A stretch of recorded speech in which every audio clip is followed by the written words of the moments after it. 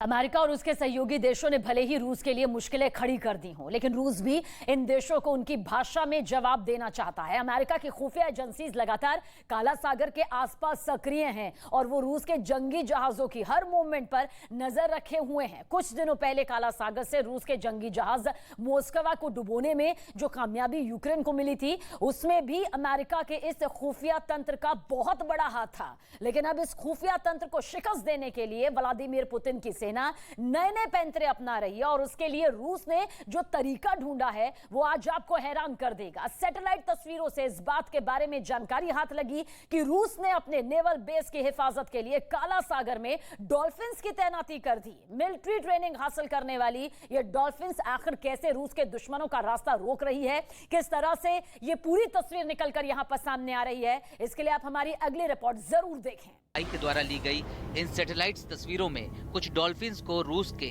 Sevastopol harbour के पास देखा गया है।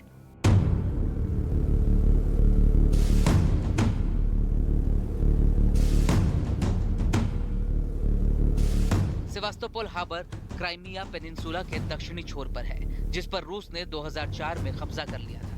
यूएसएनआई के सैटेलाइट इमेजरी के एनालिसिस के मुताबिक फरवरी में यूक्रेन पर अटैक की शुरुआत में रूस ने अपने नेवल बेस पर इन डॉल्फिन्स की 2 बटालियंस को शिफ्ट किया था। विशेषज्ञों के मुताबिक ये डॉल्फिन्स इस हार्बर के एंट्री पॉइंट की निगरानी करती है। इस एंट्री पॉइंट से कोई भी जहाज, पनडुब्बी या युद्धपोत रूस में प्रवेश कर सकता है। साथ ही यहाँ रूस की परमाणु पनडुब्बियां और जंगी जहाज हर पल तैनात रहते हैं, जिस वजह से डॉल्फिन्स की तैनाती और भी जरूरी हो जाती है। ये डॉल्फिन समुद्र में मौजूद किसी दुश्मन के जहाज या पनडुब्बी के साउंड सिग्नल्स की पहचान कर सकती हैं और ऐसा होते ही ये डॉल्फिन्स अपनी हरकतों के जरिए नेवल मिलिट्री कमांड को संदेश भेजने लगती हैं। अब सवाल उठता है कि आखिर वो कौन सी साजिश है जिसे रूस इन डॉल्फिन्स के जरिए अंजाम देना चाहता है। डॉल्फिन युद्ध में किस तरह से रूस की मदद कर सकती है, ये समझने के लिए इन बातों पर ध्यान देना जरूरी है। जलीय जीवों में डॉल्फिन को बहुत समझदार माना जाता है। ये ट्रेंड होने के बाद इंसानों के इशारों को अच्छी तरह से समझ सकती हैं। खास बात यह है कि ये पानी के अंदर दुश्मन टारगेट के साउंड और रेंज को पहचान सकती हैं।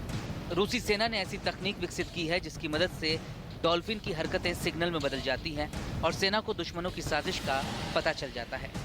रिपोर्ट्स के मुताबिक रूसी नौसेना ने सेवास्तोपोल बंदरगाह के एंट्री गेट पर इन डॉल्फिन्स को तैनात किया है। इस पर रूस ने 2004 में कब्जा कर लिया था।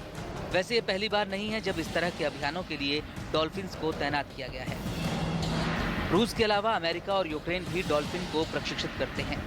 सोवियत संघ के दौर में यूक्रेन भी इन मछलियों को ट्रेनिंग देता था। 2012 में यूक्रेन ने डॉल्फिन की ट्रेनिंग के प्रोग्राम को बंद कर दिया। 2014 में क्राइमिया पर कब्जे के बाद यूक्रेन की डॉल्फिन भी रूस के हाथ लग गई थी। इस दौरान यूक्रेन ने कई बार अपनी डॉल्फिन्स को वापस मांगा, लेकिन उसे कामयाबी हासिल नहीं हुई और अब एक बार फिर पुतिन की ये डॉल्फिन वाली जलसेना सुर्खियों में है।